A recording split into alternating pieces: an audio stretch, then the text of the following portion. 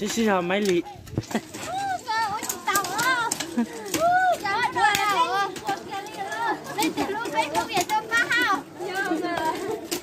cho nó mà là kỳ thể thỏ mông được ba rồi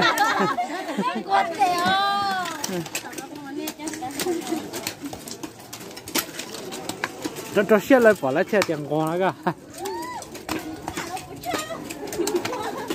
tụi mày hà mà giờ xì nữa tao không lười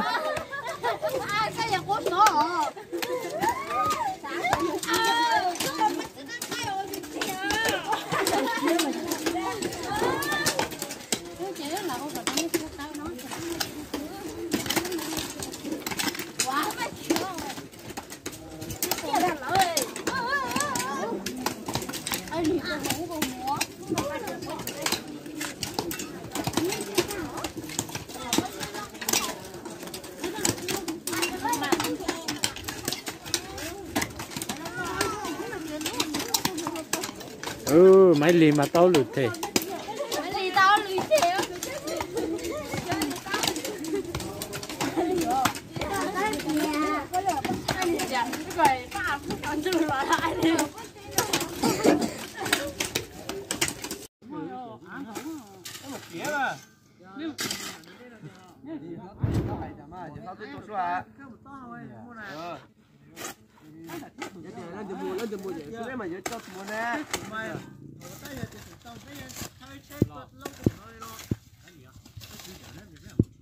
cứ giờ tới cái món tao thì hả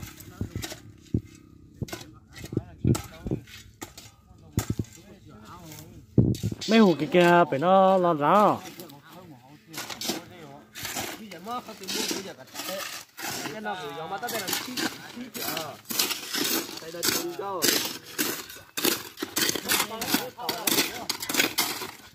mà nhiều nhất để cái dùng đâu có dùng được chứ cái giả vừa cái là lá kính rồi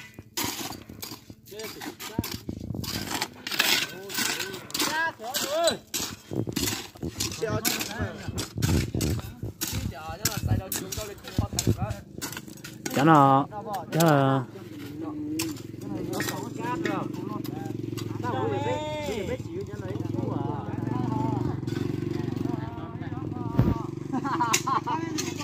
thì biết rồi nhưng mà cũng có thể làm mất xuống rồi mà ông ra sao một mét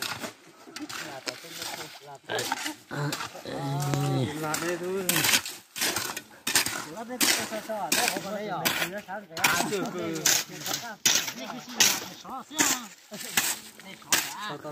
dúa rồi chỉ dúa mà rong cả cô bé sợ tao bắt chê cô sợ tao một đá này học cái mà trong trường có mà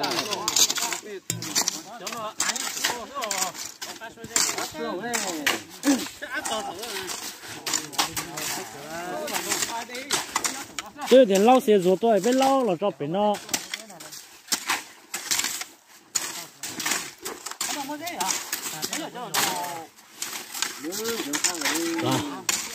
đó là cái xe rồi tôi biết lau kia chứ bên mà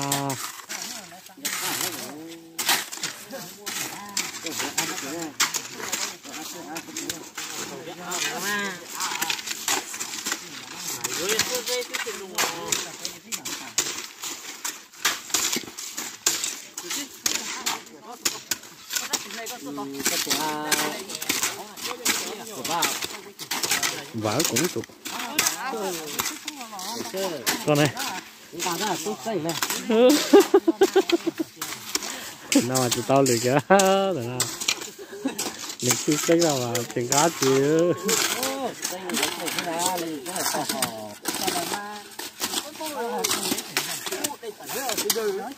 không có liền cho đây hầu nữa ô đồng trời chỉ giống như là hồ bắt chè đây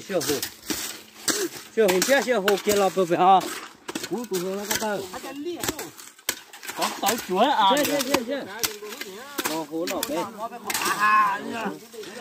có ra cái bắt chưa lâu rồi con đó bắt chưa hả? Giờ cao cái trong nữa. Cá đu. Cá đu. Cái trong cao à?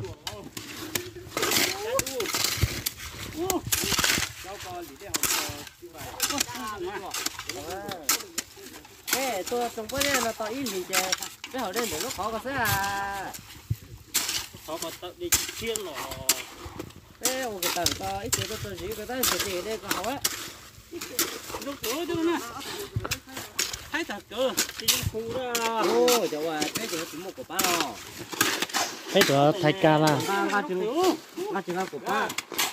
Của ba là xí đông to thì nó chứ à. Dạ.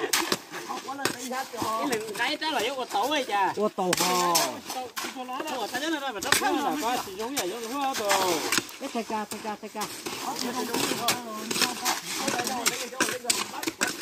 Ý là cổ phu hả? Cái gì nó một số xe qua.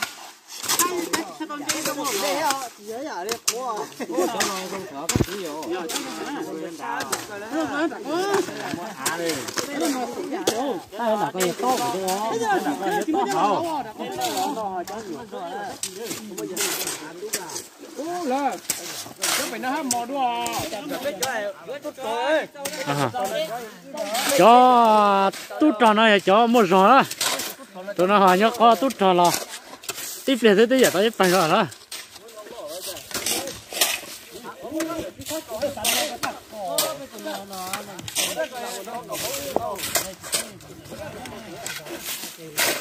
Không phải rồi cái trận khẩu gì đấy.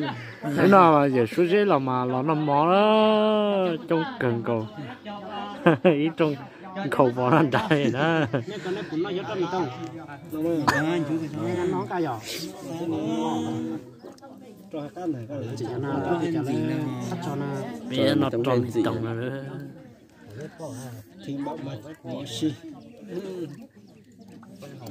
Mặt em thấy mùi tao rồi.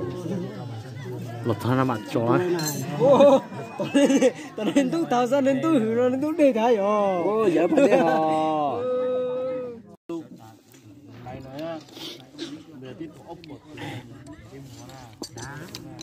Là dân bộ y tế là cho tôi mà bây giờ tỉnh để bên nó móc lót tù. Nó gọi chuyện xong lấy chuyện của nó mà chứ. Cái đằng.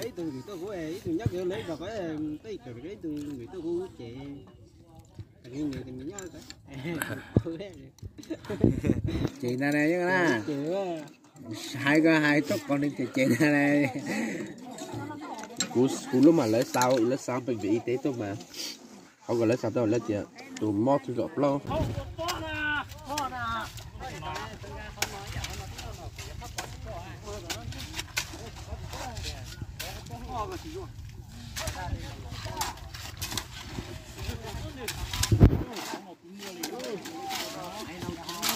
Bây giờ nó mỏ thì khi liền là rất chi luôn.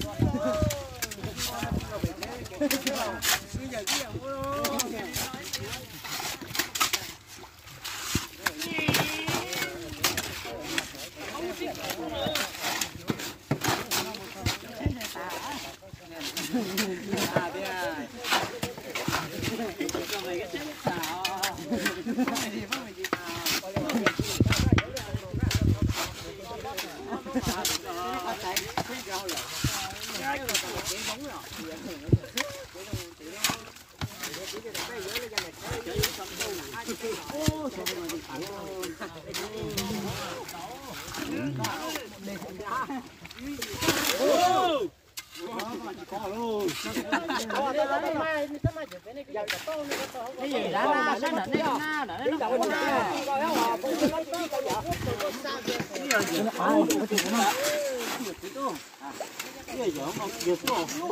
Mình nuôi không phinh nghe chế một cái đấy. nhưng mà cái chỗ nào bên đó mà bây giờ bên quang à cái chỗ này tôi cháu thông tin là bắt đi làm phải qua bên cái hồ sâu đào trong này đấy đây mua phải coi đó là bằng cái chỗ đó cho coi nhảy rồi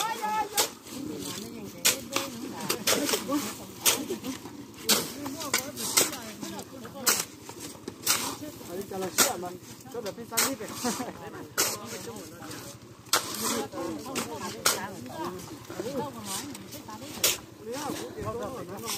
bé chung mà nói thì bé ế nữa này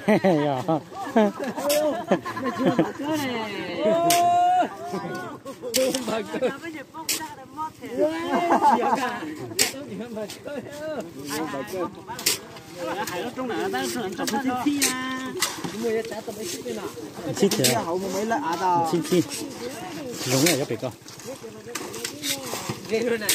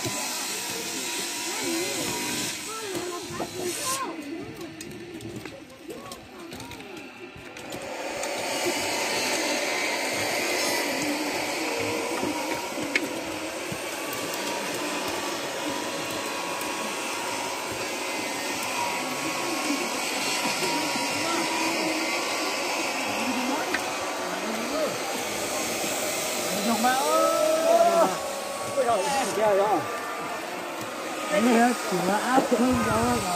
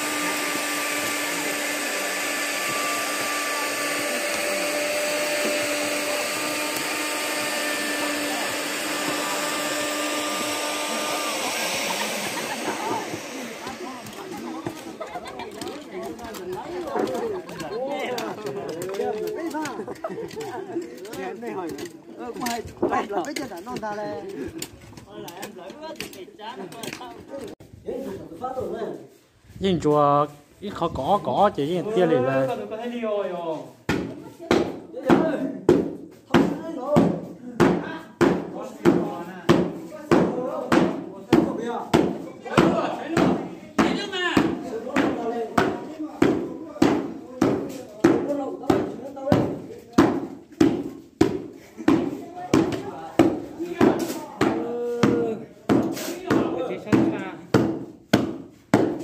giờ nó to lịch thế nó may ồ à,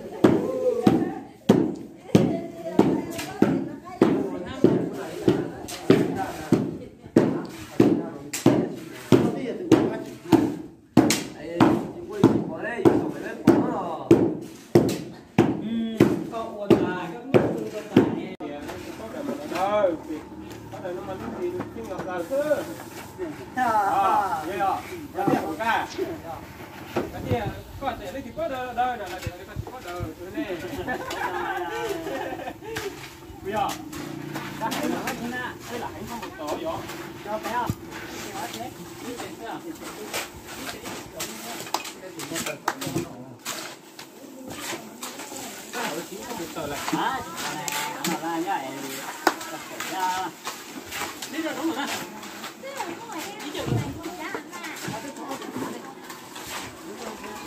tiếp về cái nó cũng mặn mùng tàu trước sinh ra nó chừng sưng lại mùng tàu nó cho cái gì này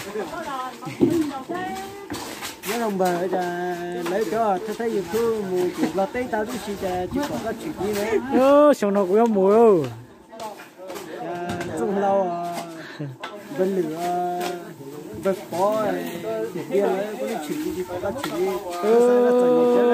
xong nó cũng có mùi bạc tê đó bạc xía xé nữa là tôi phải cái tí say chè mà tại xong nó cũng mùi bạc tê đó chỉ bỏ chỉ đi chơi lão xe mới rồi xong cái xe bỏ chữa mà chỉ là xe xong nó cắm ở tôi hay xe chim mù rồi cắm ở thâu mà mua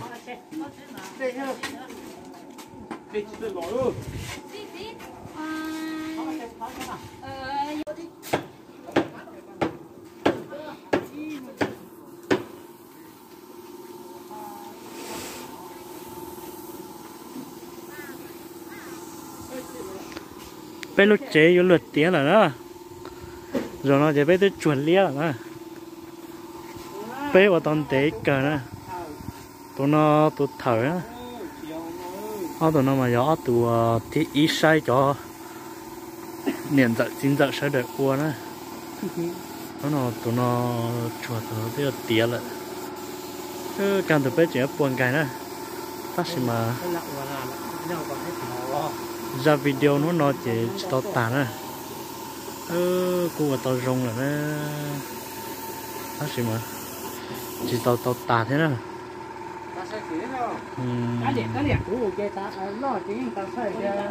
chuột tàn là nó biết sao là sao